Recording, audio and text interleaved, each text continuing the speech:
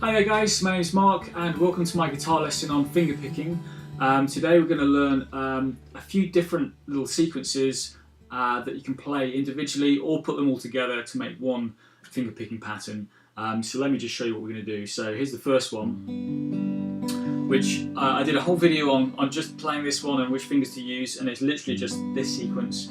But we're going to take it a step further today and move the thumb around a bit more. That's going to cover 3 bass notes. And then we're going to introduce a pinch, so we're going to go.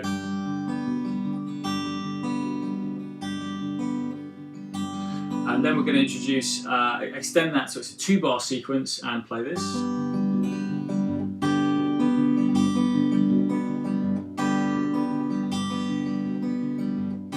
Okay, so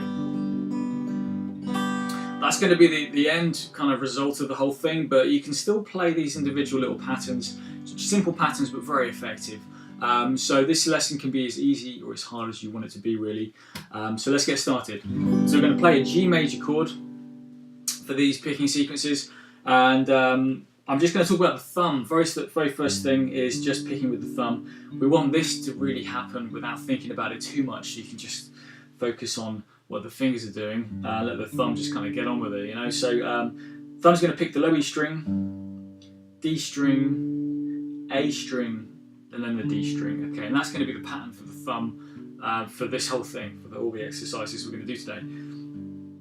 Okay, and that's just on the downbeat. That's going to be 1, 2, 3, 4, 1, 2, 3. Okay, so practice that. Make sure you're comfortable with what the thumb's going to be doing.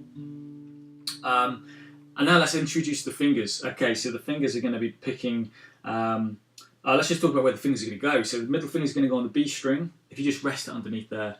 Index finger is going to go underneath the G string. Just rest those fingers there. Keep them there. They're kind of designated to those strings. Kind of think of it like that.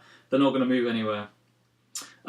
Once you've picked a string, just a little tip, you don't want to rest it back on there, because you'll mute the string straight away. So I've got quite a few students that have done that in the past, and you just kind of, because it's easy if you leave it there, but you know it's not going to work in the long term as a technique you can use. So if you can get used to just hovering over the strings, that's going to be what you're going to want to do for your finger picking technique, really.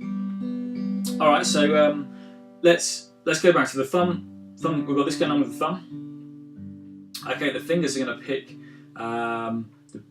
So the middle finger on the B string is the second note, so we've got thumb, middle finger next, and then thumb on the D string, and then index finger on the G. So we've got...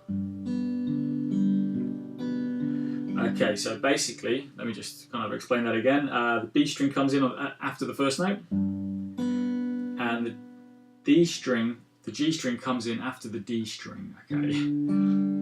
So we've got 1 and 2 and 3 and 4 and 1 and 2 and 3. Okay, so they're doing the offbeats. Your fingers are picking on the offbeats there. 1 and 2 and 3 and 4. So they're just kind of filling in the gaps, okay? Okay, and in my previous video I did a simplified version of this sequence, and I talked about just thinking of it as outside strings and inside strings. And the sequence is outside, outside, inside, inside. Okay, so you get this outside, inside, outside, inside. So when you look at your strings, you can kind of, it makes a bit more sense. So have a look at your strings, outside strings here, inside strings, outside, inside. Okay, cool. That's picking sequence number 1 we're going to do today. So that's a great sequence just by itself. You don't necessarily have to add anything to that for it to be a usable sequence for songs. Nothing wrong with that at all. However, we are going to just add, I want to show you a few of the things you can add to it if you wanted to kind of take that a step further. So back to our G major chord, we're going to build on what we've already got so far. So we're going to add in a pinch. Okay, now a pinch is when you pick a string with your fingers at the same time as your bass note with the thumb. Okay, so we're going to do a pinch with the 2 E strings, high E string and low E string. Okay, so we're adding one note to this whole sequence, and that is it. Okay, but it's not as easy as it may sound sometimes. Hopefully it will be. But all we're going to do, when you pick the low E string, we're going to pick the high E string at the same time with the ring finger, okay? And then everything else is going to carry on just like it was a few minutes ago.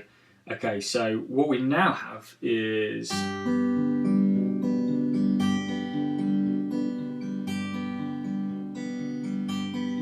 which is a pretty nice sound. That's added a new note into the mix, and we're exercising a new finger now as well. So that's the pinch. Okay, next thing we're going to add, we're going to extend this. This is a 1 bar sequence at the moment, so you do 1 bar, repeat, repeat, repeat. Sometimes it's nice to have a 2 bar sequence, so there's a bit more variety in what's going on. So let's have a look at what we can do with this then. So we've got 1 bar.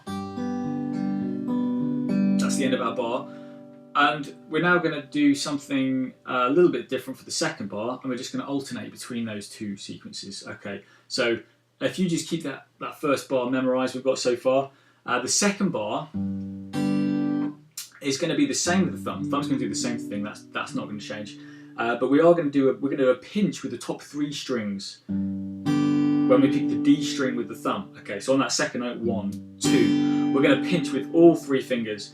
Ring fingers on the high E, middle finger on the B, index on the G string, just like it was. Okay, so we've now got this, which is a good exercise just in itself. Okay, so if I just keep those, if my thumb does the same thing it was doing a minute ago, and on that second beat, I'm going to pinch 1, 2, 3, 4, 1, 2, 3. All 3 fingers are going to pinch. It's a good exercise, and it's a great sound, giving you that fuller sound there just on that second beat. Okay, so carrying on from that, we've got 1, 2, 3, 4, 1, 2. Right, now for the second half is the same as the second half of the first bar we've done. Okay, so after that pinch, we pick the outside strings and the inside strings, just like we were before. A string, B string, D string, G string is the second half. So second half is the same. So it's a very subtle change, and if you change things too much for these alternating patterns, sometimes it doesn't flow quite as well. So you don't want to change too much. So first bar, just to recap what we got so far. We have, that's the first bar. Second bar is, okay, so now we need to put them together. So let's do this really slowly. Okay, so first bar, second bar, 1.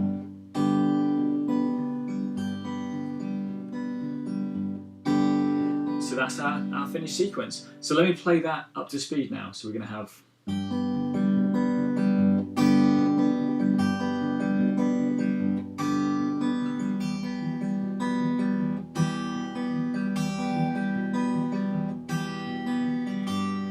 Okay, so I just thought I'd demonstrate that with G and E minor, and I recommend practicing that with different chords. I would go with G and E minor to start with, just because the root note is on the low E string for both those chords. That's going to make life easier, and then explore other patterns. But yeah, I hope that's been useful. Please feel free to comment if you've got any questions or anything, and get in touch and request some lessons if you like as well. And yeah, keep in touch, guys. Happy guitar playing. See you again soon.